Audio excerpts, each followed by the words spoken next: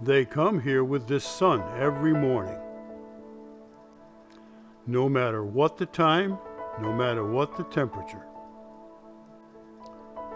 The temperature this morning was 10 degrees. But they showed up and they brought their appetites with them.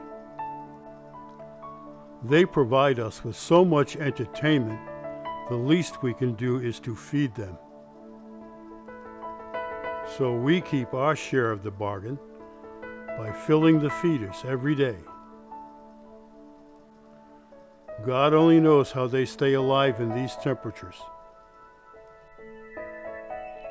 All I know is that when God made the birds, He sure did a very good thing. Merry Christmas, everyone, and Merry Christmas, little birds.